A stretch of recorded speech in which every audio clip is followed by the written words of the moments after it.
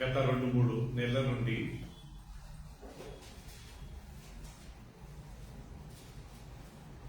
దేవుని వాక్యంలో వచ్చి కొన్ని సంఖ్యల గురించి మనం ధ్యానిస్తున్నాం. 10 బైబిల్లో 10 అనే మాట బ్రదర్ ఇమానుయల్ గారు చాలాసార్లు వస్తుంది. ఎగ్జాంపుల్, దేవుని భూమిని ఆకాశంను సృష్టించిన తర్వాత దాన్ని రిపేర్ చేసేటప్పుడు ఆదికాండం 1వ అధ్యాయంలో 10 సార్లు దేవుడు పలికెను. కరెక్ట్. దేవుడు వెలుగు కమ్మని పలకగా వెలుగు ఆయన. 10 times God said, God said, God said. So అక్కడ 10 అనే మాట మనం గమనిస్తాం. దాని తర్వాత ఆదాము నుంచి నోవా వరకు 10 తరాలు గడిచాయి. From Adam till Noah, how many generations? 10 generations. Sunitha గారు మనం నేర్చుకున్నాం కదా. దాని తర్వాత మూడోది మనం నేర్చుకున్నది 10 తెగుళ్ళు. దేవుడు ఐగుప్తు దేశం మీదికి ఆ ఇశ్రాయేలు జనాంగాన్ని విడిపించడానికి ఆ యొక్క ఫరో రాజు ఆటంకపరిచినందుకు దేవుడు తన యొక్క మహిమను, తన యొక్క ఉగ్రతను చూపించి వాళ్ళందరిని అక్కడ విడిపించడానికి దేవుడు 10 తెగుళ్ళు పంపించాడు. మొదటి తెగుళ్ళు నీళ్లను రక్తముగా మార్చాడు. రెండో తెగుళ్ళు కప్పలను వారి యొక్క పట్టణంలోకి, లేకపోతే వారి గ్రామంలోకి, వాళ్ళ ఇళ్లలోకి రప్పించాడు. మూడోది తలలోని పేరు వాళ్ళ ఇళ్ళ మీదకి రప్పించాడు. నాలుగోది మిడతలను రప్పించాడు. ఐదోది దుమ్ము రప్పించాడు. ఈ రకంగా ప్రియులరా మనము 10 తెగుళ్ళు దేవుడు వాళ్ళ మీదకి పంపి దేవుని యొక్క పవర్ ఏంటి. లాస్ట్ తెగులు ఏంటి? వాళ్ళ జ్యేష్ఠ కుమారులందరినీ దేవుడు హతమార్చాడు. God killed their firstborn in order to deliver his own people. So 10 times God said, and from Adam till Noah 10 generations. and అంతేకాకుండా దేవుడు ఐగుప్తు దేశం మీదకి 10 తెగుళ్ళు పంపించాడంట. దాని తర్వాత మనము 10 ఆజ్ఞలు కదా, 10 commandments. రవీంద్ర గారు గుర్తుందా? 10 commandments we have learned. Correct. So first పలక మీద ఇమానుయల్ గారు 4 ఆజ్ఞలు ఉంటాయంట. ఎందుకు ఆ 4 ఆజ్ఞలు? ఈ 4 ఆజ్ఞలు మనం దేవుని పట్ల చేయవలసిన ఆజ్ఞలు. తక్కిన పలక మీద, రాతి పలక మీద 6 ఆజ్ఞలు ఉంటాయంట. ఈ 6 ఆజ్ఞలు మనం మనుషుల పట్ల చేయవలసినవి. ఏంటివో ఈ 4 ఆజ్ఞలు? నీ దేవుడైన యెహోవా తప్ప నీకు వేరొక దేవుడు ఉండకూడదు, నీ కొరకు ఎలాంటి విగ్రహాలను చేసుకోకూడదు, దాని ముందు నువ్వు నమస్కారం చేయకూడదు. మూడవది నీ దేవుడైన యెహోవా నామమును వ్యర్థముగా ఉచ్చరింపకూడదు. నాలుగవది 6 రోజులు నువ్వు పని చేసుకొని 7వ రోజు నీ దేవుడైన యెహోవాకు పరిశుద్ధమైనది కాబట్టి ఆ రోజు నువ్వైనా, నీ దాసైనా, నీ దాసుడైనా, ఎవరైనా, నీ ఎద్దైనా, నీ ఎక్కువ గాడిదైనా ఏది పని చేయకూడదు, విశ్రాంతి తీసుకోవాలి. మరి 6 ఇక్కడ ఈ పలక మీద ఏమున్నాయి?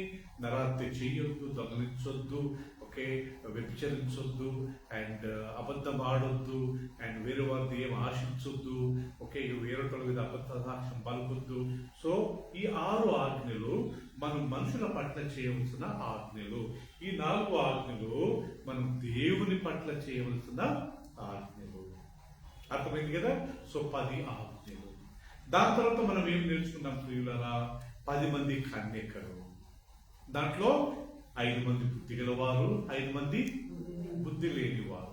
ఎప్పుడు అది వాడు బుద్ధి లేని వారని నిరూపించబడ్డదంట ప్రియులారా. వాళ్ళు ఎప్పుడైతే నూనె తీసుకెళ్లలేదో సునీత గారు, అక్కడ వరకు బుద్ధి లేని బుద్ధి లేని వారు అనే మాట వచ్చింది. అంతవరకు వాళ్ళు బాగానే ఉండే.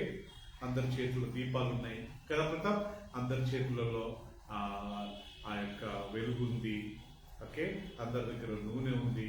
కానీ వీళ్ళు ఏం చేశారంటే 5 మంది ఎక్స్ట్రా ఆయిల్ తీసుకోకుండా అలాగే పోయారట. లాస్ట్ కు మనకు తెలుసు జరిగింది. పెళ్లి కుమారుడు ఆలస్యం అవుతుందని చెప్పిన వెంటనే వీళ్ళంతా కునుకు తీశారంట, నిద్రపోయారంట. అప్పుడు నిద్రిస్తున్నప్పుడు ఇదిగో పెళ్లి కుమారుడు వస్తున్నాడు అని చెప్పినప్పుడు వీళ్ళందరూ లేచి వారి వారి యొక్క దీపాలు చక్కబెట్టుకుంటుంటే ఈ 5 మంది ఎవరైతే ఎక్స్ట్రా ఆయిల్ లేకపోతే దాన్ని ఎక్స్ట్రా తెచ్చుకోలేదో వాళ్ళంతా వీళ్ళు అడిగారంట, అయ్యా మా నూనె అయిపోయింది కొద్దిగా ఇవ్వండి అంటే వాళ్ళు అన్నారంట, మీకు ఇస్తే మీకు సరిపోదు, మాకు సరిపోదు, కాబట్టి అమ్మే వారి దగ్గరికి వెళ్ళి మీరు కొనండి. వీళ్ళు ఎప్పుడైతే వెళ్ళారో పెళ్లి కుమారుడు వచ్చాడు, సిద్ధంగా ఉన్న వాళ్ళందరినీ తీసుకెళ్ళారు. వీళ్ళు ఏం పాపం చేశారు, ఏం తప్పు చేయలేదు. వ్యభిచారం చేశారా? ఆపోజిట్ వర్డ్ ఫర్ వర్జిన్స్ ఏం తెలుసండి? ప్రాస్టిట్యూట్స్. కన్యకలకు ఆపోజిట్ విరుద్ధమైన పదము వేశ్యలు. వీళ్ళు వేశ్యలు కారు, వీళ్ళు వివాహానికి అరువులే. వీళ్ళ చేతులు కానీ దీపాలు ఉన్నాయి. దీపం అంటే దేవుని వాక్యం. కానీ నిర్లక్ష్యం, నిర్లక్ష్యం ఎంత డేంజర్ అంటే, ఓకే, దేవుని సన్నిధిని నిర్లక్ష్యం చేసేవారు, దేవుడిని నిర్లక్ష్యం చేసేవారు. ఇంత గొప్ప రక్షణను మీరు నిర్లక్ష్యం చేస్తే మీరు తప్పించుకుంటారా అని బైబిల్లో ఉంది. ఈ రక్షణ, ఈ పాప క్షమాపణ, దేవుని సన్నిధి, ఇవన్నీ మనం ఇండివిజువల్గా ఎక్స్పీరియన్స్ చేసేవాళ్ళం. వీటిని మనం తప్పించుకున్నాం అనుకోండి, వీటిని మనం నిర్లక్ష్యం చేసుకున్నామంటే తప్పించుకుంటామా? బైబిల్లో రాయబడింది, మీరు తప్పించుకోలేరు. రేపు తీర్పు రోజు మనం నిలబడ్డప్పుడు ఎవరు ఆత్మకు వాళ్ళు జవాబు చెప్పాలా, అప్పుడు మనం తప్పించుకోలేమంట ప్రియులరా. అందుకే బుద్ధిగల వారుగా మనం ప్రవర్తించాలని ఆ యొక్క 10 మంది కన్యకల ద్వారా దేవుడు మనకు నేర్పించాడు. మళ్ళీ తర్వాత ఇంకేంటి? 10 మంది కుష్ఠరోగులు. ఇక్కడ 10 మంది కుష్ఠరోగులను యేసు ప్రభు స్వస్థపరిచాడు. అందరు వెళ్ళిపోయారంట బ్రదర్. తిరిగి ఒక్కడు మాత్రమే వచ్చాడంట. వచ్చి యేసు ప్రభు దగ్గర కృతజ్ఞతాస్తుతులు చెల్లించి ఆయన కాళ్ళ మీద పడి నన్ను ముట్టినందుకు థ్యాంక్స్ అయ్యా అని చెప్పాడంట. అప్పుడు యేసు ప్రభు అడిగిన ప్రశ్న ఏంటంటే, ఆ తక్కిన 9 మంది ఎక్కడా కదా సార్? సో 10 మందిని స్వస్థపరిచాడు. అందరూ వచ్చి ఒకసారి మాట థ్యాంక్ చెప్పవచ్చు కదా. కుష్ఠరోగం ఎంత ఘోరం అంటే లేవియా కాండంలో రాయబడిన కుష్ఠరోగము అంటువ్యాధి. కరోనా వ్యాధి వచ్చినప్పుడు ఎవరైనా మనం రప్పించేవారా? మనకు దగ్గరకు వచ్చేవారా? ఎవరైనా ఫోన్ చేస్తే వద్దనే వాడు, ఎందుకంటే అంటువ్యాధి అనవసరంగా ప్రాణాలు పోగొట్టుకుంటాం. కుష్ఠరోగం అంటువ్యాధి, ఒళ్ళంతా పాకిపోతుంది, దాని బ్యాక్టీరియా అలాంటిది. దేవుడు అలాంటి వ్యక్తిని స్వస్థపరిస్తే 10 మంది వాళ్ళు వచ్చి దేవుడికి థ్యాంక్స్ చెప్పకుండా ఏం చేశారంటే అలాగే వెళ్ళిపోయారు. అప్పుడు యేసుప్రభు అన్నది ఏంటంటే, బాబు నీ విశ్వాసమే నిన్ను స్వస్థపరిచింది. ఇంగ్లీష్లో ఏముందంటే, your faith has saved you or healed you. 9 మంది స్వస్థత పొందితే ఒక్కడు మాత్రమే రక్షణ పొందాడంట. ఎవరతను? సమరయుడు. ఆ తిరిగి వచ్చిన వాడు ఎవరంట? సమరయుడు. సమరయుడు అంటే అర్థం ఏంటి తెలుసండి? ఎస్సీ, ఎస్టీ, చాలా హీనమైన జాతి గల వాడని అర్థం. అక్కడ ఈ రోజుల్లో మన దేశంలో ప్రియులరా ఈ కుల వ్యవస్థ ఎంత ఘోరం అంటే, ఇప్పటికీ కొన్ని ఊరు, ఈవెన్ మన సిటీలోనే ఉంటుంది ప్రియులరా. సిటీలో కొద్దిగా తక్కువే, కానీ కొన్ని ఊర్లలో అయితే మరి ఘోరం. వాళ్ళ దగ్గరకు రానియరు, వాళ్ళు ఇచ్చిన నీళ్లు తాగరు. కానీ థ్యాంక్ గాడ్ యేసుక్రీస్తు దగ్గరికి కుష్ఠరోగి థ్యాంక్స్ చెప్పడానికి వచ్చాడు. సో 10 మంది అనే మాట మనం అక్కడ గమనించుకుంటాం. సో ప్రియులరా, దేవుని వాక్యంలో చాలా స్థలాలలో 10 అనే మాట మనం పోయిసరి ధ్యానించుకున్నాం. తర్వాత మనం నేర్చుకున్నది ఏంటంటే 7 అనే మాట ఆకాశ్ చాలా ఇంపార్టెంట్ గా బైబిల్లో చాలా ప్లేసెస్ లో వస్తుంది.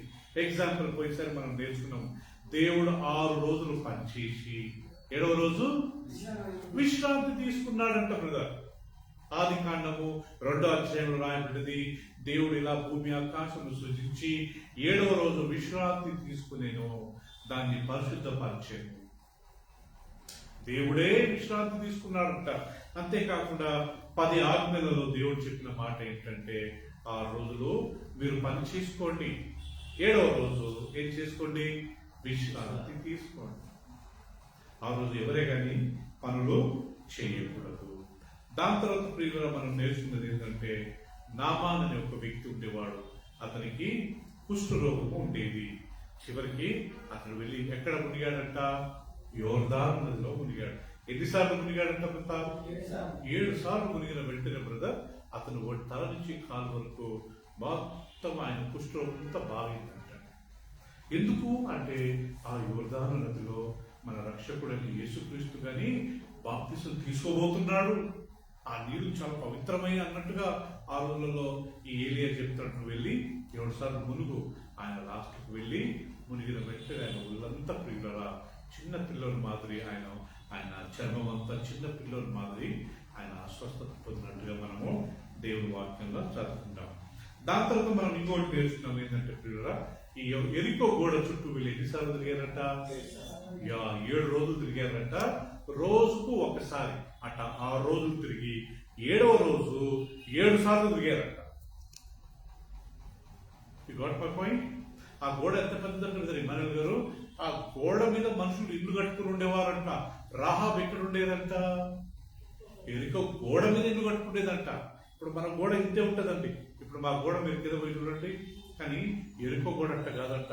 మీకు అక్కడి నుంచి ఇక్కడ వరకు గోడనే అంత వెడల్పంట.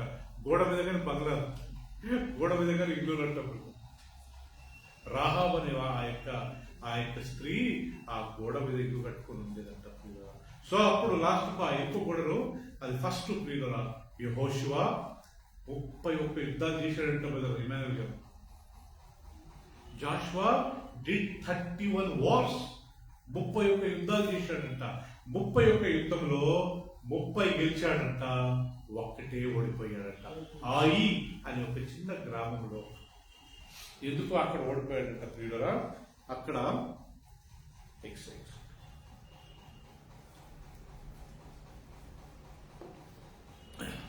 ఎందుకు ఓడిపోయాడంట బ్రదర్? అక్కడ ఆఖాన్ అనే ఒక వ్యక్తి ఎరికో పట్టణంలో నుంచి కొన్ని సొమ్ము దొంగులుకొని ఆయన టెంట్ కింద దాచిపెట్టాడు ఆఖాన్. సో దేవుడు అది చూసి వాళ్ళకు అపజయాన్ని కలిగించాడు. యెహోషువ పెద్ద షాకింగ్.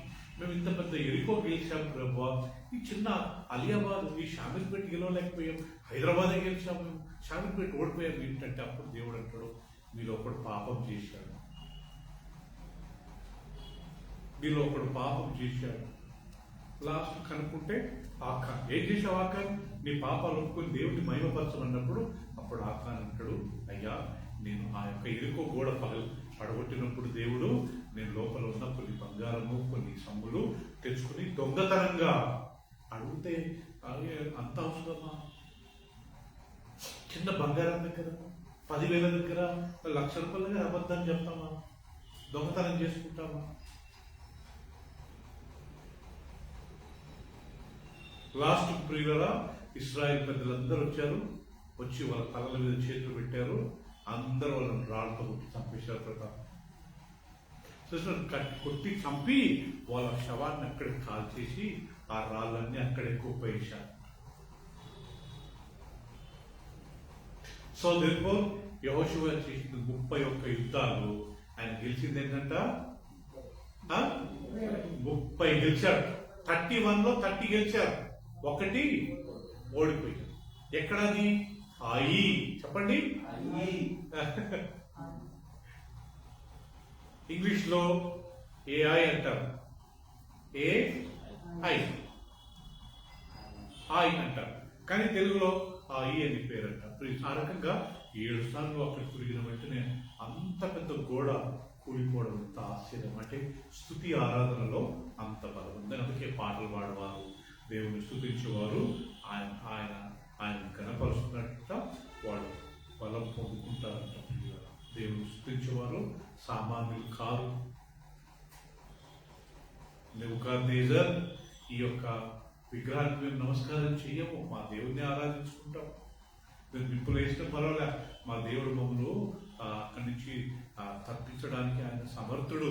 ఆయన తప్పించకుండా మేము మాత్రం నీ దేవునికి ఆరాధించాం, మేము మా దేవుడిని స్తుతిస్తామని చెప్పి అన్నారు. లాస్ట్ ఏమైంది ప్రియుల? దేవుడు వారిని అక్కడ విడిపించాడు.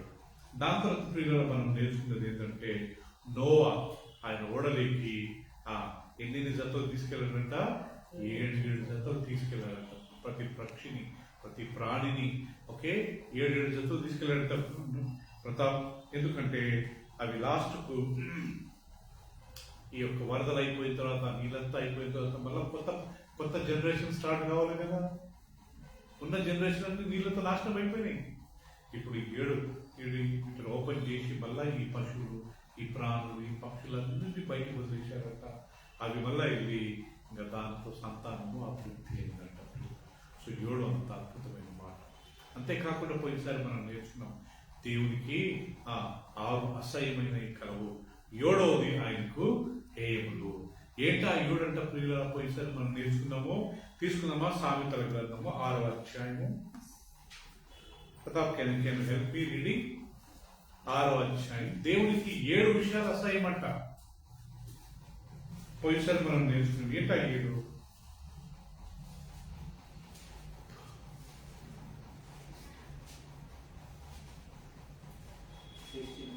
అవునండి, 6:16.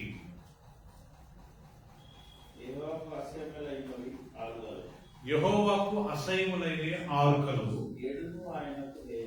7వది ఆయనకు 7 ఆయనకి హేయం. అహంకార దృష్టియు,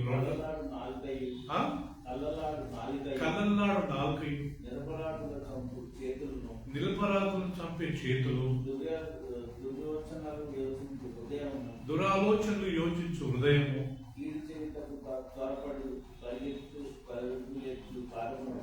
కీడు చేయుటకు పరుగులెత్తి పాదములు, లేని వాటిని కలుగు అబద్ధ సాక్షి, అన్నదమ్ములు, సొంత అన్నదమ్ముల మధ్య జగడములు పుట్టించేవారు. ఈ 7 దేవునికి అసహ్యమంట. ఇక్కడ చూసారా మళ్ళా 7 అనే మాట రాయబడ్డది కదా. ఆ 7వది ఎంతట? సొంత అన్నదమ్ముల మధ్య జగడములు పుట్టించేవారు అంటే దేవునికి చాలా అసహ్యమంట. మంచిగా తల్లిదండ్రులు లేకుంటే పిల్లలు లేకుంటే తోడబుట్టిన మంచి కలిసి ఉంటే కొంతమంది వచ్చి పాపం వాళ్ళ మధ్య గొడవలు పెడతారంట. వాళ్ళ మధ్య జగడములు పెట్టి వారు ఇద్దరు గొడవడి ఒకరితొకరు మాట్లాడకుండా ఉంటే వాళ్ళకి ఎంత సంతోషమో. వీళ్ళంతా దేవుడి రాజ్యానికి వెళ్ళరు. ఈ లోకంలో ఉన్నవారికి ఇలాంటి పిచ్చి పిచ్చి పనులు చేయడమే కానీ వీళ్ళ పని. వీళ్ళు మాత్రం దేవుడి రాజ్యంలో ప్రవేశించరు. ఇద్దరు అన్నదమ్ముల మధ్య, తల్లిదండ్రుల మధ్య అండ్ గొడవలు పడితే వాళ్ళకి ఏమొస్తుందండి? అందుకే పాత నిబంధన కాలంలో దేవుడు 10 ఆజ్ఞలు ఇచ్చినప్పుడు ఏమన్నాడు తెలుసా అండి? నీ పొరుగువానినైనను, నీ పొరుగువాని గాడిదైనను, నీ పొరుగువాని ఎద్దైనను, వాని పని మనిషినైనను నువ్వేం చేయకూడదు? ఆశించకూడదు. ఆ బ్రదర్ ఇంట్లో వాళ్ళు మంచిగా పనిచేస్తున్నారు, వాళ్ళ వెంటనే డిస్టర్బ్ చేద్దామని చెప్పి మంచిగా పనిచేసిన వాళ్ళని డిస్టర్బ్ చేసి మాన్పించారనుకోండి సిస్టర్ గారు, అది ఆశీర్వాదమా కదా బ్రదర్? మంచిగా పనిచేస్తున్నారు, వాళ్ళ దాసి వాళ్ళ ఇంట్లో పని మంచిగా ఉన్నారు, వాళ్ళని డిస్టర్బ్ చేసి పని చేయకుండా వాళ్ళని ఆపేయమనుకోండి, అది మనకు ఆశీర్వాదమా? బైబిల్లో రాయబడింది, నీ పొరుగు వాని పని మంచిగా నువ్వు ఆశించొద్దు.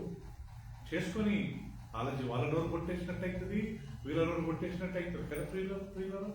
అందుకే బైబిల్ రాయబడింది అన్నదమ్ములు అంటూ ఉంటుంది. అన్నదమ్ములే మాత్రం కాదు, భార్య భర్తల మధ్య గొడవ పెట్టేవారు, సొంత కొడుకుల మధ్య గొడవ పెట్టేవారు, సొంత అక్క చెల్లెల మధ్య గొడవ పెట్టేవారు, సంఘంలో గొడవ పెట్టేవారు. ఇలాంతా దేవుడు ఇష్టపడతాడా ప్రియులారా? దేవుడి మందిరాన్ని డిస్టర్బ్ చేసినాం అనుకోండి, అది ఆశీర్వాదకరము కాదు. సో కాబట్టి దేవునికి అసహ్యమైన ఎన్ని ఉంటాయి సిస్టర్ గారు? 7 ఉన్నాయంట. ఈరోజు మనం నేర్చుకునేది ఏంటంటే ప్రియులారా, యేసుక్రీస్తు ఈ లోకంలో ఉన్నప్పుడు మత్తయి సువార్తలో 7 సార్లు 7 ఉపమానాలు చెప్పాడంట. అది పోయినసారి మనం నేర్చుకున్నాం. 7 ఉపమానాలు చెప్పాడంట. ఏంటి ఆ 7 ఉపమానాలంట? పోయినసారి మనం నేర్చుకున్నాం ప్రియులుగా. 1, విత్తువాడు విత్తుటకు బయలుదేరి, తెలుసు కదా, దేవుని రాజ్యము అది గోధుమలు విత్తినప్పుడు శత్రు వచ్చి గురువులే విత్తాడంట.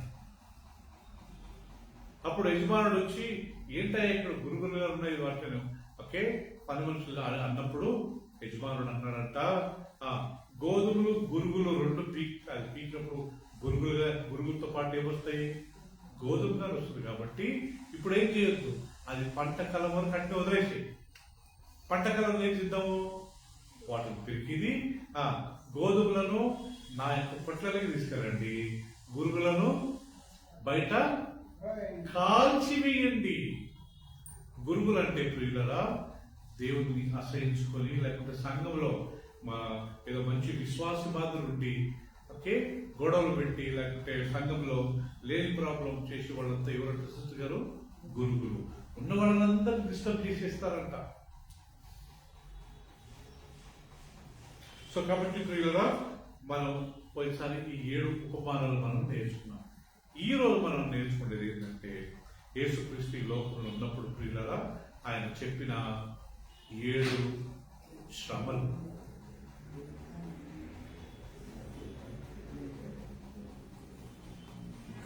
రైట్, ఈ రోజు మనం నేర్చుకునేది 7 యేసుక్రీస్తు చెప్పిన 7 శ్రమలు. శ్రమలు అంటే అర్థం ఏంటి ప్రియులరా? అయ్యో మీకు శ్రమ. ఓకే, అయ్యో మీకు శ్రమ. మత్తయి సువార్త 23వ అధ్యాయం.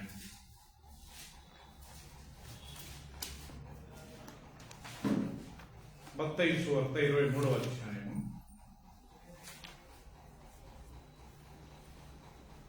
7 సార్లు దేవుడు ఇక్కడ యేసుక్రీస్తు అయ్యో వేషధారులారా అనే మాట యూజ్ చేస్తాడు. అందరు గమనించండి, మీ బైబిల్ ప్రియులరా 23:1 ఆన్వర్డ్స్ నేను చదువుతాను. అప్పుడు యేసు జనసమూహములతోనూ తన శిష్యులతోనూ ఇట్లా నేను శాస్త్రులను పరిశీలను మోషే పీఠమందు కూర్చుని వారు కనుక వారు మీతో చెప్పిన వాటిని అన్నింటిని అనుసరించి కైకొడి ఆయనను వారి క్రియల చొప్పున చేయకుడి. వారు చెప్పుదరే గాని ఏం చేయరు, చెయ్యరు. మోయ శక్తం కాని భారమైన బరువులు కట్టి మనుషుల భుజం మీద వారు పెట్టుదురే గాని తమ వేలుతోనైనను వాటిని కదిలింపనరు. సో ప్రియుల ఇక్కడ ఏమంటాడంటే ప్రియుల శాస్త్రుల గురించి పరిచయాల గురించి ఇక్కడ ఒకసారి గమనించండి ప్రియుల. అందరూ సిస్టర్, పరిచయులు ఎవరు, శాస్త్రులు ఎవరు, సద్దకైలు ఎవరు, ధర్మోపదేశం 4 గ్రూప్స్ ఉండేవారంట కదా ఇమానుయేల్ గారు. ఒకటి పరిచయం, రెండవది శాస్త్రులు, మూడవది సద్దుకైలు, వాళ్ళ గ్రూప్ పేరు, నాలుగవది ధర్మోపదేశకులు. వీళ్ళంతా లేవ్య సంతానానికి చెందిన వారే, వీళ్ళంతా దేవుని సేవ చేసేవారే. కానీ ఒక్కడు కానీ ప్రాక్టీస్ చేసేవాళ్ళు కాదు. వాళ్ళు వేరొకరు బోధిస్తారే కానీ వాళ్ళు మాత్రము చేయరు. అందుకే వాళ్ళ గురించి ఏమంటాడంటే అప్పుడు యేసు జనసమూహంతో 23వ అధ్యాయం చూడండి ప్రియురా, ఇట్లా నేను శాస్త్రులు పరిసయ్యులు మోషే పీఠం మీద కూర్చుండు వారు కనుక వారు మీతో చెప్పిన అన్నింటినీ అనుసరించి గైకొనండి, ఆయనను వారి క్రియల చొప్పున చెయ్యకుడి. ఎందుకు? వారు చెప్పుదరే గాని చెయ్యరు. మోయ శక్యం కాని భారమైన బరువులు కట్టి మనుషుల భుజముల మీద వారు పెట్టుదరే గాని తమ వేలుతోనైనా వాటిని కదిలింపనున్నారు. సో ఫస్ట్ వాళ్ళ ప్రాబ్లం ఏంటంటే సిస్టర్, వాళ్ళు చెప్తారే కానీ వాళ్ళు మాత్రము చేయరు. So don't follow them as an example. ఎవరు? పరిసయ్యులు, శాస్త్రులు, కొద్ది కిందికి వస్తే ధర్మోపదేశకులు, సద్దుకైల గురించి కానీ రాస్తారు. దీని అర్థం ఏంటంటే యేసుక్రీస్తు ఈ లోకంలో ఉన్నప్పుడు ఈ 4 గుంపులు యేసు ప్రభు ఎక్కడ తప్పు మాట్లాడుతాడో, ఎక్కడ పట్టేసుకుందామా అని ఎప్పుడు ఎదురు చూసేవాడు. వీళ్ళు వాక్యం వినడానికి పోయేటోళ్ళు కాదు, వాక్యం ఏం చెప్తే దాన్ని పట్టేసుకుందామని చెప్పి వాళ్ళు ప్రియులరా వాళ్ళు ఆయన యొక్క తప్పులు పట్టుకోవడానికి సిద్ధంగా ఉండేవారు.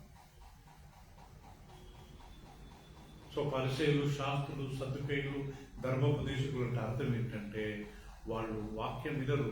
వాక్యం చెప్పేటోళ్ళను ఎక్కడ తప్పు చెప్తాడో, ఏం తప్పు చెప్తాడో, ఎక్కడ పట్టుకుందామా అని వీళ్ళు వెయిట్ చేస్తూ ఉంటారు.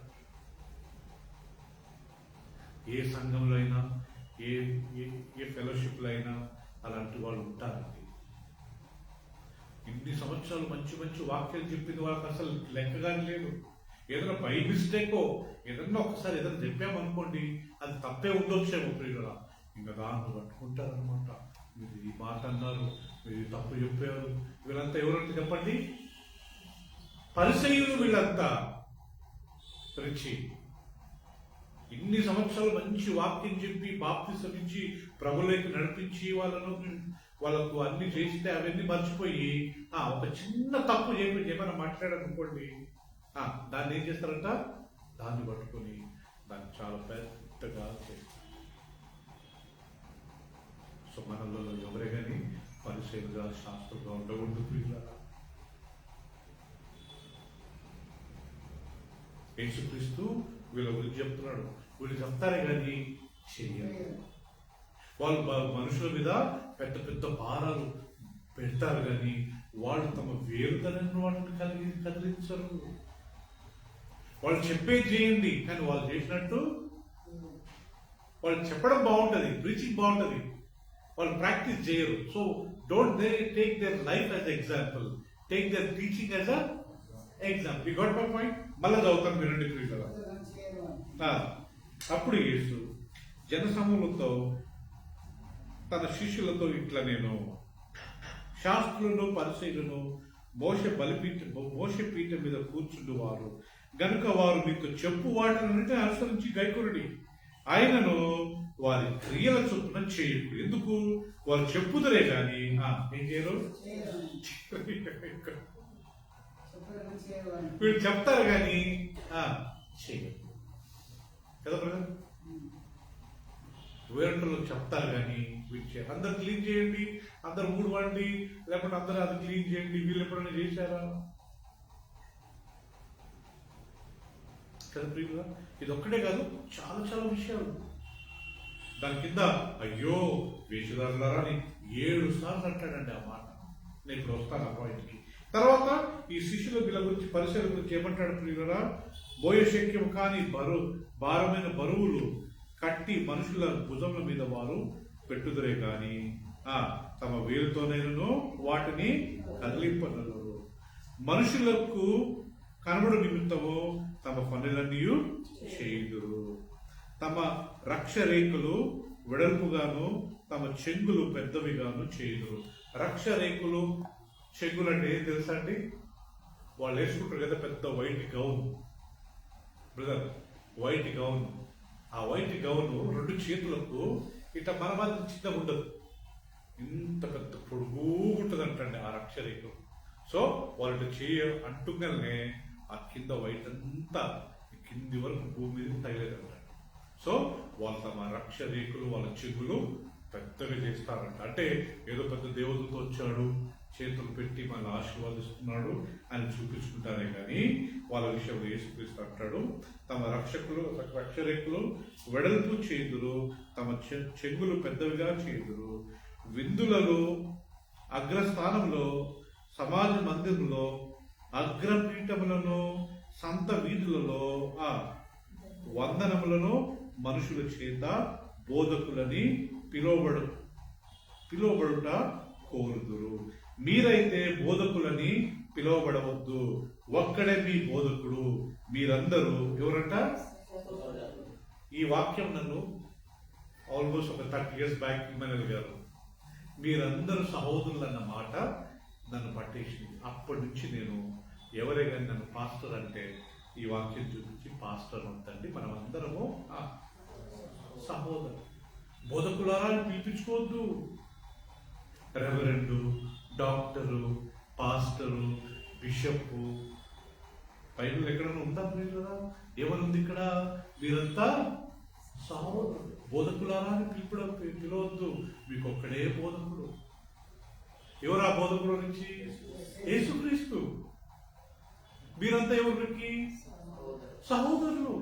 పెద్దోళ్ళైతే ఆంటీ అనొచ్చు, పెద్దోళ్ళైతే తాత అనొచ్చు, తప్పేం లేదు. బట్ అదర్వైజ్ మనంతా ఇన్ జనరల్ ఎవరంట? ఇప్పుడు రిక్కీ, ఈయన 15 years రేపు 60 సంవత్సరాలు అయింది అనుకోండి, నేను 80, అప్పుడు అంకుల్ అంటే బాగుండదు, అప్పుడు ఆయన నన్ను బ్రదర్ అన్నాను. బేసిక్ గా మనంతా ఎవరు బ్రదర్స్ సిస్టర్స్. పాస్టర్ అమ్మ అనకూడదు, మేము అన్నట్టు అంటలేము కానీ మనం అనకూడదు అంటే పిల్లరా. ఓకే, ఆమె సిస్టర్, ఆమె మనలో ఒకటి అన్నట్టుగా మనం భావించాలి. దాని తర్వాత అంటే ఆయన ఏమంటాడంటే 9వ వచనం, మరియు భూమి మీద ఎవరినైనను తండ్రి అని పేరు పెట్టవద్దు, ఒక్కడే మీ తండ్రి, ఆయన ఎక్కడున్నాడు? మీరు విన్నారా మన చర్చెస్లో సిస్టర్ గారు తండ్రి అని పిలవరా? బిషప్ తండ్రి గారు, వీళ్ళు ఎంత డైరెక్ట్ గా దేవుని వాక్యానికి అగేన్స్ట్ పిలుస్తారు. బిషప్ తండ్రి గారు, మీకు ఎంతమందికి తెలుసో లేదు ప్రియులారా, రోమన్ క్యాథలిక్ చర్చ్ లో వాళ్ళ యొక్క సంఘ కాపర్ని వాళ్ళు ఏమంటారంటే చెప్పండి, ఫాదర్. వాళ్ళ బిషప్ ఏమంటారు తెలుసా? మీకు తెలుసా? LORD. They call lord. Lord lord అని ఎవరికి పేరు చూస్తారు? మీరు ఎప్పుడైనా ఇంగ్లీష్ బైబిల్ చదివారు గుర్తుపెట్టుకోండి, LORD అన్ని క్యాపిటల్లో ఉంటే అది యెహోవా దేవునికి సంబంధించిన పేరు. L క్యాపిటల్ ఉండి ORD స్మాల్ ఉంటే అది యేసు ప్రభువుకు సంబంధించిన పేరు. అన్ని క్యాపిటల్, అన్ని స్మాల్ లెటర్లు ఉన్నాయనుకోండి, అవి ఇతర దేవతలకు సంబంధించిన పేరు. అందుకని మనం ఇంగ్లీష్ బైబిల్ మీరు ఎప్పుడైనా చదవండి, ఓల్డ్ టెస్ట్మెంట్ లో LORD అనే మాట ఎప్పుడు సింగిల్ లో స్మాల్ లెటర్ లో ఉండవండి. ఎక్కడ దేంట్లో ఉంటాయి?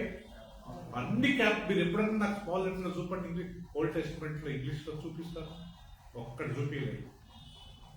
యేసు ప్రభుకి ఎప్పుడైనా లార్డ్ అన్న మాట L క్యాపిటల్ ORD అని ఉంటుంది. All small LORD it refers to idols or ఇతర దేవతలకు అది రెఫర్ చేయబడుతుంది. సో దే కాల్ దేర్ కాపరిని ఫాదర్ అంటారు, వాళ్ళ బిషప్ని ఏమంటారు? లార్డ్. ఐ డోంట్ నో వాళ్ళ పోప్ని ఏమంటారు, డైరెక్ట్ గాడ్ అనేది అంటున్నా.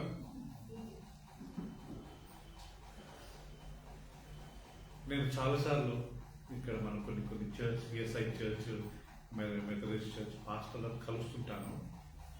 ఆల్మోస్ట్ 50, 60 సంవత్సరాలు, 70 సంవత్సరాలు క్యాసెట్ తెల్ల బట్టలు వేసుకొని ఉంటారు. నన్ను ఒకసారి స్టేజ్ మీద పిలుస్తారు చర్చ్లో. బ్రదర్ సైమన్, పాస్టర్ సైమన్ ఎక్కడున్నా రావాలంటే పోయి కూర్చుంటాను. కూర్చొని థ్యాంక్ యూ బ్రదర్ అంట పిలిచినందుకు. అట్లా చూస్తుంటాను, ఈడెవడు రాబాబు నన్ను బ్రదర్ అంటున్నాడు. ఒకవేళ నాకు చాలా పెద్దోళ్ళు అయింది అనుకుంటాను, ఏమనొచ్చు? అంకుల్ అనడంలో తప్పేం లేదు. నేను ఆయన పోయాడు ఫాదర్ అనడం ఏంటి, పాస్టర్ అనడం ఏంటి? అందుకే నేను చాలాసార్లు చెప్పాను, పాస్టర్ అనకూడదు, brother is a right word. ఇంకా కొన్ని రెఫరెన్స్ నేను మీకు చూపిస్తాను. ఓకే, యోహాన్ ప్రకటన రాశాడు. యోహాన్ ప్రకటన రాసినప్పుడు 89 to 90 years ఓల్డ్ అండి. ఏమని రాశాడు యోహాన్ చూడండి ప్రియులారా, 1:9. యోహాను ప్రకటన గ్రంథము 1వ అధ్యాయము 9వ వచనము. యోహాను తను తాను ఏ రకంగా ఇంట్రొడ్యూస్ చేసుకుంటున్నాడు, యోహాను తను తాను ఏ రకంగా పరిచయం చేసుకుంటున్నాడు.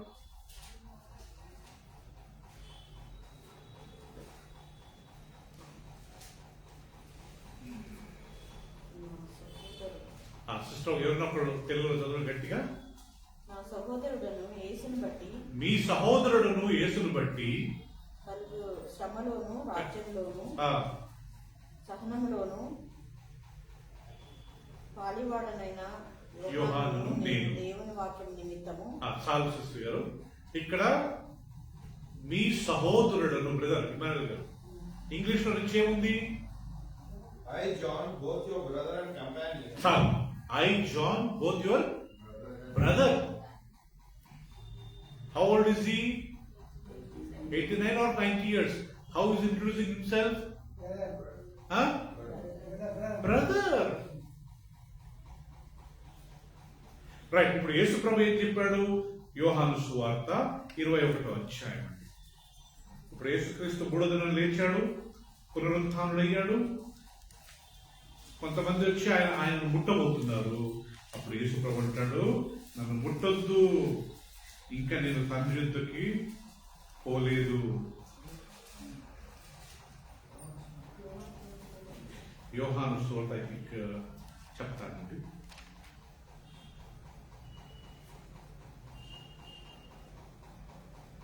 రైట్. 17వ వచనం అండి. యేసు ఆమెతో, నేను ఇంకాను తండ్రి యొద్దకు ఎక్కిపోలేదు. ఇక్కడ పునరుత్థానుడైన తర్వాత ఈమె వచ్చి ముట్టబోతుంది, గనక నన్ను ముట్టుకొనవద్దు. అయితే నా సహోదరుల యొద్దకు వెళ్ళి, శిష్యులను పట్టుకొని ఆయన అంటున్నాడు ఆమెతో, నా సహోదరులు ఆ 11 మంది దగ్గరికి వెళ్ళి, నా తండ్రియు మీ తండ్రియు, నా దేవుడును మీ దేవుడునైనా వారి యొద్దకు పోచున్నానని వారితో చెప్పమనేను. ఇప్పుడు వినండి ప్రియులారా, ఇక్కడ ఏమైందంటే వారికి యేసు ప్రభు పునరుత్థానుడయ్యాడు. కొంతమంది స్త్రీలు వచ్చి ఆయన ముట్టబోయారు. అప్పుడు యేసు ప్రభు ఏమన్నాడు? బ్రదర్, అమ్మా నన్ను ముట్టుకోనవద్దు, నేను ఇంకా తండ్రి యొద్దకు ఎక్కిపోలేదు. ఇప్పుడు నువ్వేం చెయ్యి? నువ్వు వెళ్ళి నా సహోదరుల యొద్దకు వెళ్ళు. ఇప్పుడు ఆయన ఎవరిని రెఫర్ చేస్తున్నాడు? సహోదరులు. వెరీ గుడ్, శిష్యులను. అక్క అర్థమైంది కదా? నా సహోదరుల దగ్గరికి వెళ్ళు, వెళ్ళి మీ తండ్రియు నా తండ్రియు. అంటే మేమిద్దరం ఎవరు పోయాం? ఇప్పుడు యేసుప్రభు అంటాడు మీ తండ్రి అంటే ఇప్పుడు మగ్దలేని మరియా, నువ్వు ఈ 11 మంది శిష్యులు, ఓకే, మీ తండ్రియు నా తండ్రియు, మీ దేవుడు నా దేవుడు, ఆయన దగ్గరికి ఎక్కిపోతాను. ఇప్పుడు రిక్కీ వాళ్ళ తండ్రి, రిక్షి వాళ్ళ తండ్రి, వీళ్ళిద్దరు ఎవరయ్యారు? ఇమానుయేల్ గారు బ్రదర్స్ కదా. Go and tell my brothers that I'm going to your father my father, your God my God. అంటే మనమేమో సహోదరులు. So therefore the word brother అనే మాట, ఓకే, పాస్టర్ అనే మాట ఒకే ఒక ప్లేస్ లో ఉందండి. అది ఇంగ్లీష్ లో ఉంది, తెలుగులో లేదు. తెలుగులో ఏముంది? కాపరులు. కాపరులు ఎన్నిసార్లు ఉంది బైబిల్లో? ఒకేసారి. ఎఫెసీయులకు రాసిన పత్రిక 4వ అధ్యాయం 11వ వచనము. ఇది ఒక్కసారి గుర్తుపెట్టుకుందాం ప్రియులారా. పాస్టర్ అనే మాట ఇంగ్లీష్ లో అక్కడ ఉంటుందండి, తెలుగులో కానీ లేదు. తెలుగులో కాపర్లు అని ఇచ్చారు.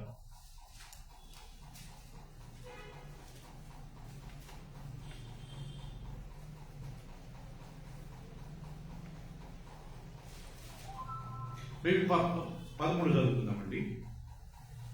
పరిశుద్ధులు సంపూర్ణమున్నట్లు క్రీస్తు శరీరము క్షేమాభివృద్ధి చెందుటకు పరిచర్య ధర్మము జరుగుటకు ఆయన కొందరిని అపోస్తలుగాను, కొందరిని ప్రవక్తలుగాను, కొందరిని సువార్థికులుగాను, కొందరిని కాపరులుగాను. ఇంగ్లీష్లో ఏమున్నా? కాపరులుగాను. కొందరిని కాపరులుగాను, కొందరిని ఉపదేశకులుగాను నియమించారు. నాన్న చదువు, గట్టి చదువు రుచి. 13 చదువునా? అబ్బాయి 11 చదువు. And he himself gave some to be apostles. He gave some to be apostles. And some prophets. Sister, some prophets. And some evangelists. Some evangelists. And some pastors and teachers. Some pastors and Teachers. Emmanuel గారు, ఇది తప్ప మీకు బైబిల్లో pastor అనే మాట ఎక్కడ లేదు.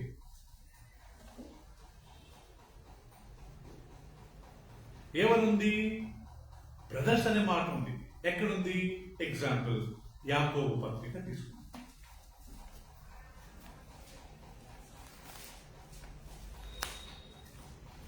అంటే నేను ఎందుకు చెప్తున్నానంటే, మనం ఎవరినైనా దేవుడు సేవకులు పిలిస్తే బ్రదర్ అని పిలవడం చాలా మంచిది. ఓకే, దయచేసి అందరూ మీ బైబిల్ చూసుకోండి. యాకోబు పత్రిక 1వ అధ్యాయం, book of James chapter 1 verse 2. నా సహోదరులారా, ఇంగ్లీష్లో ఏముంది నాన్న? My brother. ఎంచుకోండి ఎన్నిసార్లు బైబిల్లో ఈ అధ్యాయం అంటాడు. ఓకే, 16వ వచనం, నా ప్రియ సహోదరులారా మోసపోకుడి. 3వది 9వ వచనం, దీనుడైన సహోదరుడు తన కలిగిన ఉన్నదంతయు ఉన్నత దశయందు అతిశయింపవలెను. ధనవంతుడైన సహోదరుడు. ఇప్పుడు 19వ వచనం, నా ప్రియ సహోదరులారా. 2వ అధ్యాయం 1వ వచనం, నా సహోదరులారా. 2వ అధ్యాయం 14వ వచనం, నా సహోదరులారా. దాని తర్వాత 3వ అధ్యాయం 1వ వచనము, నా సహోదరులారా.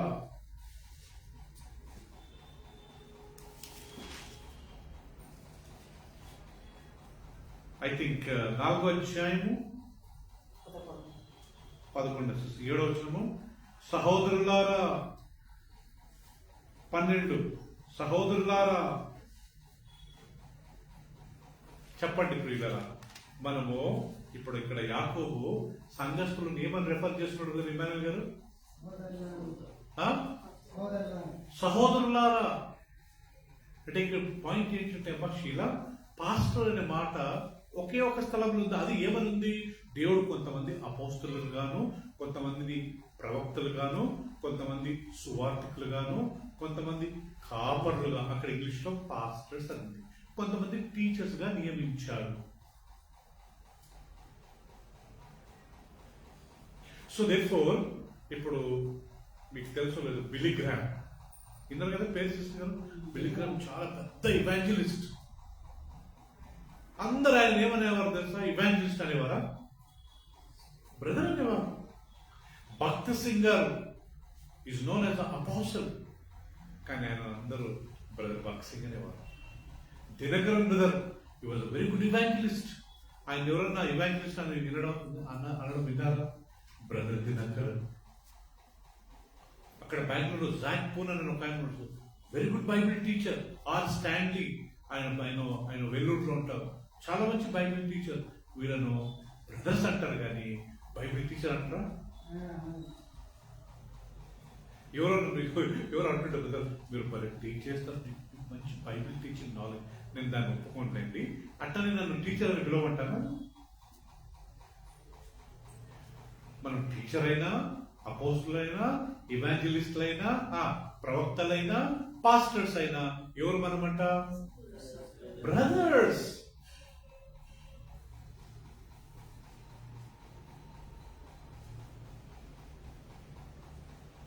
నేను అందుకే నాకు పాస్టర్ అనే మాట మీరు ఎప్పుడైనా చూడండి, సైమన్ శేఖర్ అని పెడతానే కానీ నేను ఇంతవరకు పాస్టర్ ఎప్పుడు పెట్టలేదు. నాకు భయం. ఎందుకు అలాంటి టైటిల్స్? మనకు తెలుసు అందరికీ నేను పాస్టర్గా ఉన్నానని, కానీ పిలిచేటప్పుడు brother is the right word.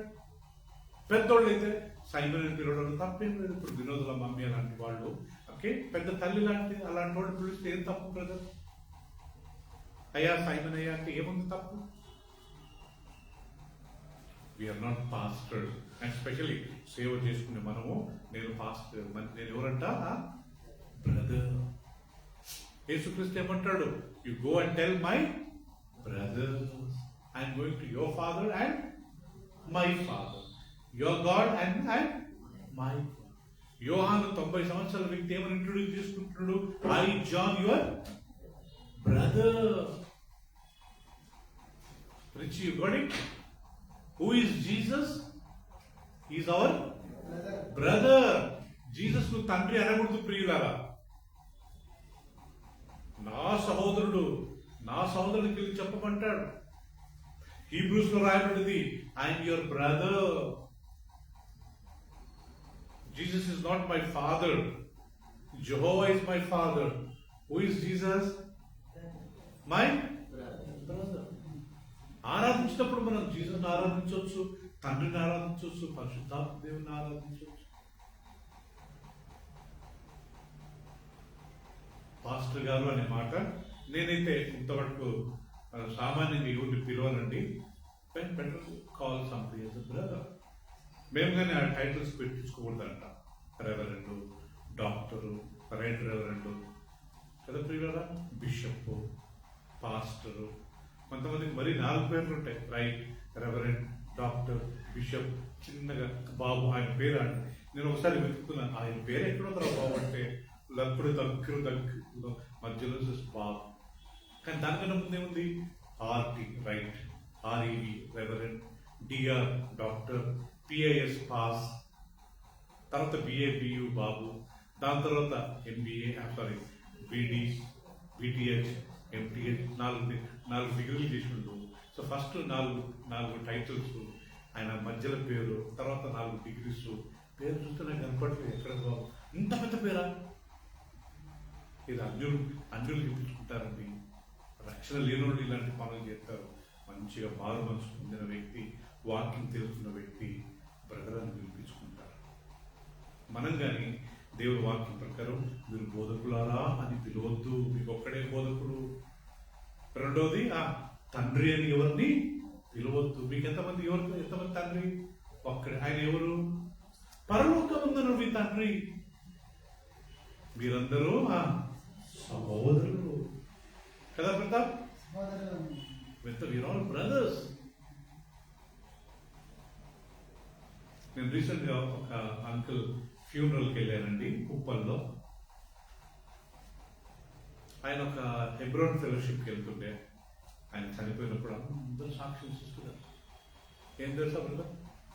ప్రతి ఒక్క ఆయన 70-80 సంవత్సరాలు చనిపోయినప్పుడు, ఆయన చిన్నప్పుడు, ఆయన రక్షణ పొందినప్పటి నుంచి ఆయన కంటే చిన్నవాళ్ళు, అంటే మేబీ ఒక ఆయన కంటే కొద్దిగా చిన్నవాళ్ళు, ప్రతి ఒక్కరి బ్రదర్ అని పిలిచేవాడు. ఆయన చనిపోయినప్పుడు అందరూ సాక్ష్యం. అంకుల్ ఎంత పెద్దోడైనా బ్రదర్ రిచర్డ్ అని పిలిచేవాడండి, బ్రదర్ ప్రతాప్ అనేవాడండి, బ్రదర్ రిక్కీ అనేవాడండి. వాళ్ళు వచ్చి సాక్ష్యం చెప్తున్నారు. ఆయన బాడీ అనుకుంటుంది. బ్రదర్ అన్నప్పుడు ఇట్స్ రియల్లీ ఇట్స్ బ్లెస్సింగ్ అండి. So we're all brothers. మీరు తండ్రిని పిలవద్దు, బోధకులారా అని పిలవద్దు. మీకు ఒక్కడే బోధకుడు, మీకు ఒక్కడే తండ్రి. మీరందరూ రైట్. ఇప్పుడు come back to Matthew 23. I'll just finish another 5 minutes.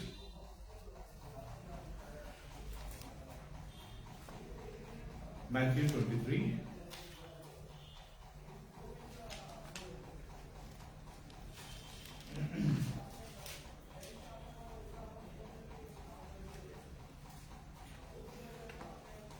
Right, 8వ వచనమండి. మీరైతే బోధకులని పిలువబడవద్దు, ఒక్కడే మీ బోధకుడు, మీరందరూ సహోదరులు.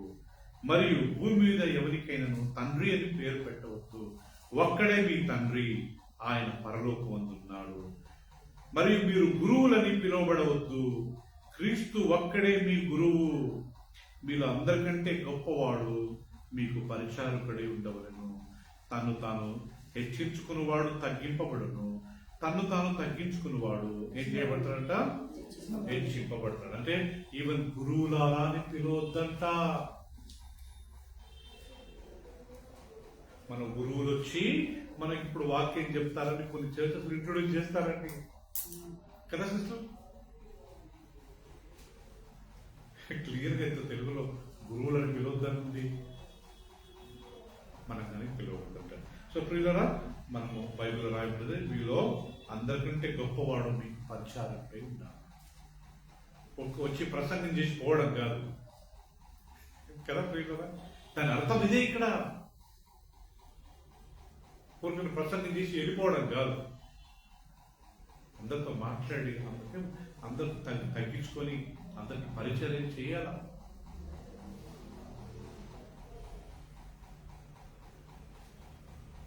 తగ్గించుకుంటే దేవుడు హెచ్చిస్తాడు, హెచ్చించుకుంటే దేవుడు తగ్గిస్తాడు. ఇవన్నీ మనం గుర్తుపెట్టుకోవాలి. పరలోక రాజ్యానికి వెళ్ళాలంటే ఈ పరిశీల మాదిరి శాస్త్రాల మాత్రం మనం ఉండకూడదు, ఉండలేము. ఈ పరిశీలు ఇంకో పని చేసేవారంట. అదేంటి తెలుసా అండి? చూడండి ఆ వాక్యం, మనం మిస్ అయ్యాం ఆ వాక్యము.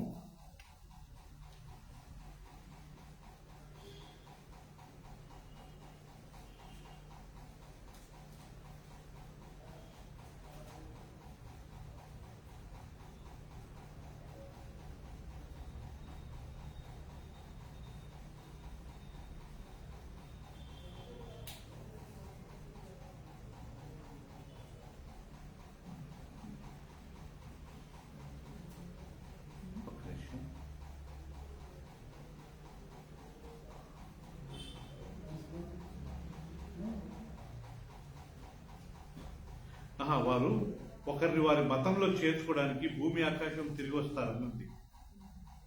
కానీ వాళ్ళు మీ మతంలో చేరిన తర్వాత మీకంటే వారిని రెండంతలుగా నరకపాత్రులు చేస్తారన్నదండి. ఆ వాక్యం చూస్తున్నా నేను. రైట్ అండి. 15వ వచనం. అయ్యో వేషధారులైన శాస్త్రులారా. 15వ వచనం చూడండి. అయ్యో వేషధారులైన శాస్త్రులారా, పరిసయ్యులారా, ఒకని మీ మతంలో కలుపుకున్నటకు మీరు సముద్రమును భూమిని చుట్టూ వచ్చేదరు. అతడు కలిసినప్పుడు అతన్ని మీకంటే రెండంతలు ఏం చేస్తారు? ఇది చదివితే ఎక్కువ ఘోరంగా అనిపిస్తుంది. కొంతమంది వాళ్ళ మతంలోకి లేకుంటే వాళ్ళ దాంట్లో చేరడానికి భూమి ఆకాశం తిరిగి ఎంత పైసలను ఖర్చు పెడతారంట, ఎంతనే డబ్బు ఇస్తారంట, ఏదైనా చేస్తారంట. ఒక్కసారి ఆ వ్యక్తి లోపలికి వచ్చిన తర్వాత ఏం చేస్తారంట? అతన్ని రెండంతులు, అంటే వాళ్ళు నరకానికి వెళ్ళడమే కాకుండా వాళ్ళు బోధించే మనుషులను కానీ రెండంతులు నరకపాత్రలుగా ఇంత భయం ఉంది కదా ఈ మాట. అయ్యో, సో 7 సార్లు వేసుకేస్తూ అయ్యో మీకు శ్రమ, అయ్యో మీకు శ్రమ అని అదే అధ్యాయంలో చూపిస్తారు. అంటే పరిసయ్యులు, శాస్త్రులు, సద్దుకయ్యులు, ధర్మోపదేశకులు, వీళ్ళు చాలా డేంజర్ కేటగిరీ. యేసు ప్రభు శీల ఈ లోకంలో ఉన్నప్పుడమ్మా ఆయన ఎప్పుడన్నా కోపపడ్డాడు, ఏదన్నా కొద్దిగా ఆయన ఆయన ఆయన ఆవేశపడ్డాడంటే వీళ్ళని చూసే. ఎవరిని చూసి? ఈ మతాన్ని వెంబడించే వారిని చూసి. మనం మతాన్ని వెంబడించకూడదండి.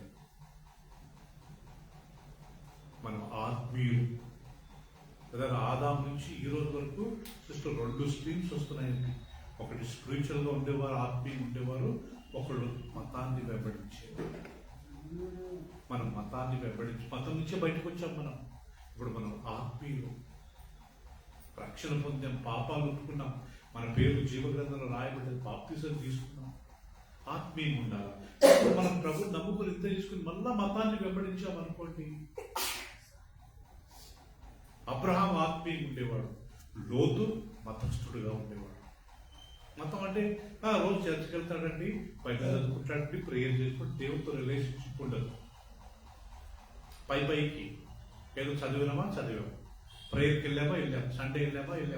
కొన్నిసార్లు పెళ్లిళ్లకు అమ్మాయిని అబ్బాయిని చూసినప్పుడు మాట్లాడతాడు, చాలా మతస్థుడు అండి, ఈజ్ వెరీ రిలీజియస్ పర్సన్ అండి, మంచి చర్చకి వెళ్తాడు, మంచి ప్రేయర్, కానీ దేవుడితో రిలేషన్షిప్ ఉండదండి. ఇది ఆత్మీయులం. సో ఇక్కడ కూర్చున్న మనము తిరిగి నేను అంటున్నాను ప్రియులారా, అందరు లోకం మీద చేసుకుని మనం చేయకూడదు. రేపు ఎవరు ఆత్మకు వాళ్ళే చెబడతారు. మనం అయినంత వరకు వాక్యానుసారంగా జీవించడానికి ప్రయత్నించాలి, మతం కాదు. David was a spiritual man, Saul the king was a religious man. ఏబేలు ఆత్మీయంగా ఉండేవాడు, కాయేను మతస్థుడు. యేసుక్రీస్తు శిష్యులు ఆత్మీయంగా ఉండేవారు, పరిసయ్యులు, శాస్త్రులు, సద్దుకయ్యులు, ధర్మోపదేశకులు, వీళ్ళంతా మతస్థులు. ఆయన ప్రవీణ్ పగడాల చనిపోక ముందు నేను కొన్ని చూశాను. మతం మనిషిని చంపేస్తుంది కదా బ్రదర్. స్టీఫెన్ అందరు రాత్రి చంపారు. మతం, యూదా మతం. వీడు మన యూదా మతం నుంచి వెళ్ళిపోయాడు, వీడు మన యూదా మతానికి విరుద్ధంగా మాట్లాడి చంపండి. కానీ యేసుప్రభు అది నేర్పియలా. మనం కొట్టిన, ఊసిన, తనినదే సైలెంట్. కొడుతుంటే బొక్కాలకి ప్రభా వీళ్ళు ఏం చేస్తున్నారు, వీళ్ళు క్షమించమని ఏం చేశారు. అది ఆత్మీయత. రాళ్లతో కొట్టడం మతస్థులు. మన మతాన్ని అంటాడా? మన బైబిల్ ఉన్న కాల్సిన మనల్ని ఏదైనా చేసినా మన పెద్ద అందరి మంది రోడ్ల మీదకి వెళ్ళి అన్ని తగలబెట్టాల్సిన అవసరం లేదు. సిస్టర్ గారు ఎవరు అంటుండే God knows how to defend himself. ఆయన్ని ఏ రకంగా కాపాడుకోవాలో ఆయనకు తెలుసు. మనం కాపాడాలి ప్రియులారా. మన మతస్థులం కాము. నేను మరి ముఖ్యంగా నేను ప్రభుని నమ్ముకున్నప్పటి నుంచి ఈ రోజు వరకు మీ అందరికీ తెలుసు ప్రియులారా, నేను మతస్థుని కాదు. ఇక్కడికి వచ్చే వాళ్ళంతా ఉండకూడదని నేను నేర్పిస్తున్నాను. ఇక్కడికి వస్తుగానే మనం మతాన్ని వెంబడించామనుకోండి, ఇంకా మన ఆత్మకు మనం వేయించేవాళ్ళ. ఆ బ్రదర్ కొంతమంది అంటుంటారంట, ఆయన చెప్పేది చెప్తుంటాడులే, మనం చేసేది చెయ్యాలా, చేసుకోండి, నో ప్రాబ్లం. ఆత్మీయంగా మేము ఉండి మీకు నడిపించాలని తప్పకుండా నడిపిస్తాము. లేదు మాకు అవసరం లేదు, చేసుకోండి, ఆయన చెప్పేది చెప్తుంటాడులే అంటుంటారంట. ప్రియుల దేవుడు ఇచ్చిన వాక్యం తీర్చింది కాదు. ఆమె ప్రార్థన చేస్తున్నాం. ఒక 2 నిమిషాలు ప్రియుల, మనం మతస్థులుగా ఉండాలనుకుంటున్నామా, ఆత్మీయంగా ఉండాలనుకుంటున్నామా? ఆత్మీయంగా ఉంటేనే మనకు పరలోక రాజ్యం. ప్రియులారా, యేసుప్రభు ఆత్మీయంగా ఉండేవాడు, శిష్యులు ఆత్మీయంగా ఉండేవాడు. పరిసయ్యులు, శాస్త్రులు వాళ్ళంతా మతాన్ని వెంబడించేవారు.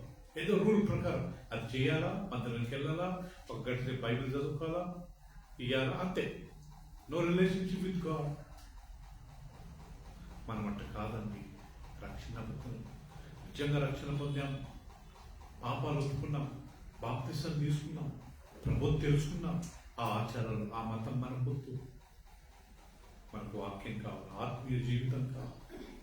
మనమందరం సహోదరులు. Brother, sister is the right word. Not pastor, not reverend, not doctor, not bishop. We're all brothers, we're all sisters. యేసుప్రభు అంటాడు, తండ్రి అని పిలవద్దు ఎవరిని కానీ, మీకు ఒక్కడే తండ్రి, ఆయన పరలోకంలో ఉన్నాడు.